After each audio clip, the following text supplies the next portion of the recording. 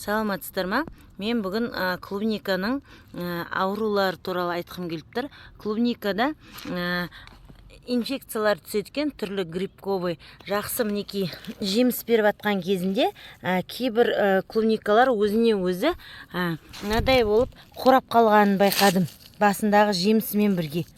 Содан мен оны енді улау керекпін ғой. Ал дәл қазір жеміс беріп тұрған кезінде қандай у жарайды? Оны мен ойладым, бұл тамырын қазып қарадым, мына екі клубниканың көріп, тамырлары қарайып кеткен екен. Сосын осы соңғы кезде жазда жаңбыр көбейіп кетеді бізде. Жаңбыр қайта жаңбыр болып, сосын ылғал көбейіп кеткен ғой. Сонан мен жаңағы тамырларында жаңағыдай грибоктар пайда болды деп интернеттен қарап, ақтарып оқып, енді мен соған қарсы фитоспорин деген дәріні қолданайын деп жатырмын. Бұл фитоспорин деген дәрі ешқандай жеміске зияны жоқ. Ол тірі бактериялардан жасалған дәрі екен. Керек бактериялардан жасалған. Мына біз жемісін жей береміз, нелердің жылып жусан кете береді екен. Ол бізге зияны жоқ екен. Басқа химиялық уларды пайдалансам қазір, ол қазір мен жеміс беріп тұр ғой.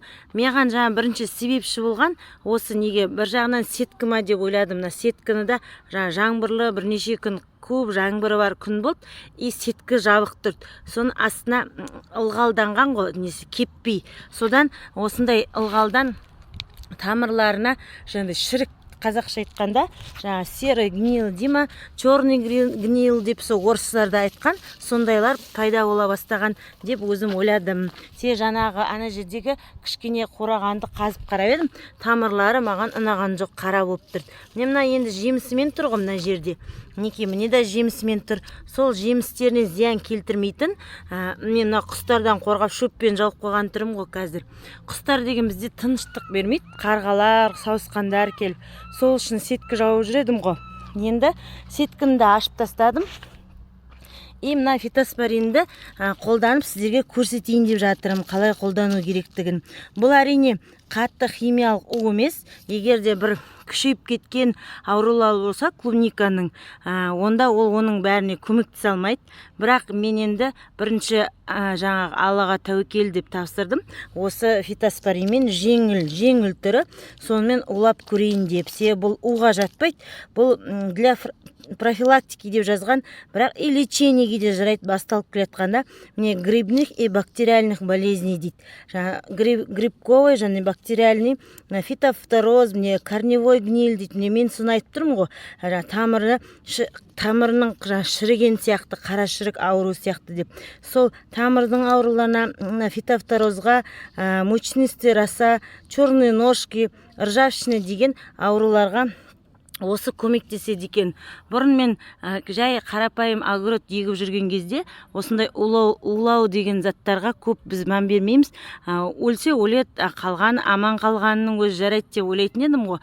Енді қазір мен мынадай үлкен аумақта клубника егіп тұрғасын, әрі бұның сортын әдейілеп Европадан арнайылып алдырғасын, мен енді ол клубникамды дұрыс шығару керекпін ғой, дұрыстап жеміс бергені керек. Сол себепті мынадай жеміс беріп тұрған кезінде зиянсыз умен улауды шештім. Оны мына жерде 200 грамм бар екен, соны 1-2 дейді, 1 к 2 сом. Мынадай 500 жарты литрлік банкі ғой, соны 400 қылып су құям қазір, соған мынаны езем.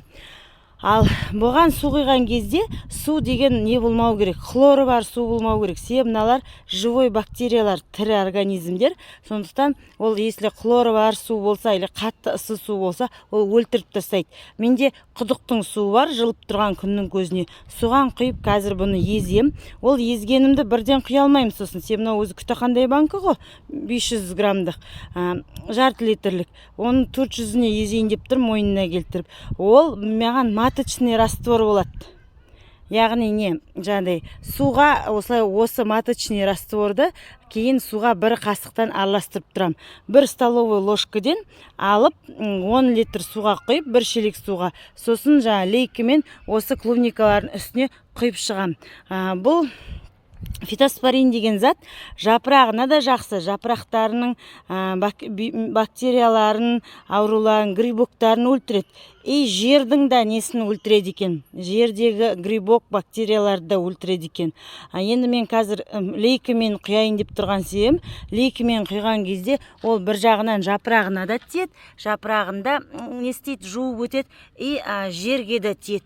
Солай, сосын ол грибок жерге барғаннан кейін сол жерде өсіп дами бастайды, и сосын ана керек емес басқа бактерияларды өлтіретін болып тұр ғой. Солай істелген арнайылап. Мінекей қазір жемісі бар, сондықтан мен оған химиялық оларды қолдана алмаймын. Осындай бактериалдық зиянсыз жеңіл дәріні ғана қолдана аламын. Соны қазір жасаймын сіздермен бірге. Бұйырса, мінекей кешке жақын жасау керек. Бұны желді погодада жасауға болмайды. Мына бізде құдықтың жылы суы. Желді погодаға жасауға болмайды. Желге кеуіп кетеді бәрі. И сосын неге жасауға болмайды. Мінекей қазір мен құйып аламын.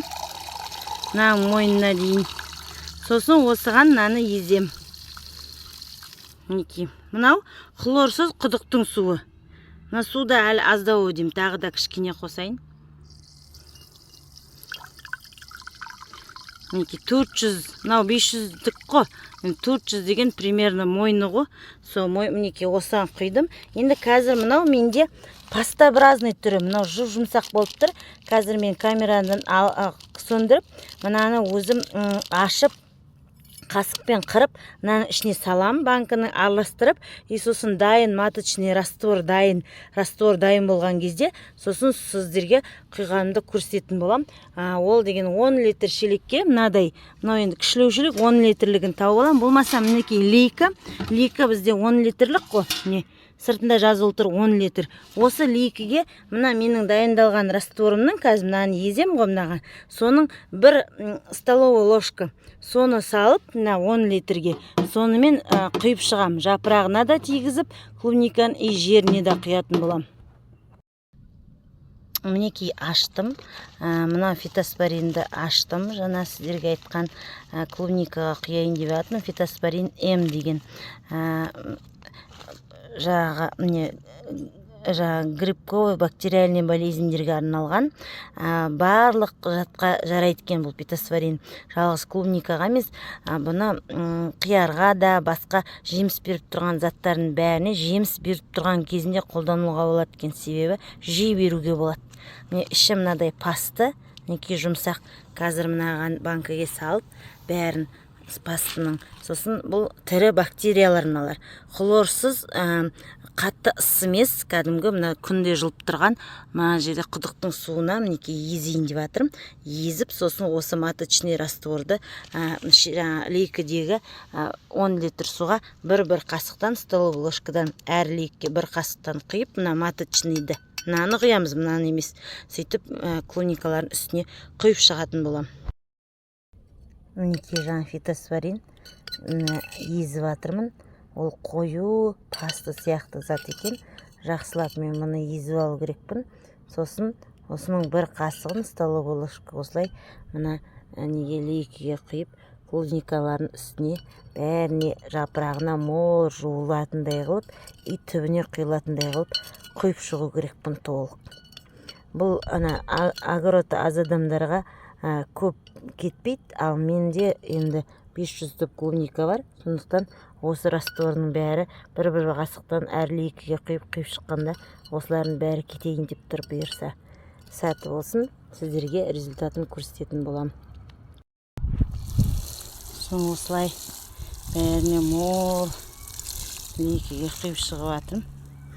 Жаңа лейкіде мінекей қоңыр болып езілген, бәрін жуып жемістерімен бірге осылай түбіне де құйылсын, өздері де жуылсын. Солай бәрі гүлдерімен бірге бәріне өстіп құйып шығамыз. Түбіндегі жаңағы ылғалдан түбіндегі тамыры қара шірік па, сондай бола жаздады ғой, соның тамырын қорғауға.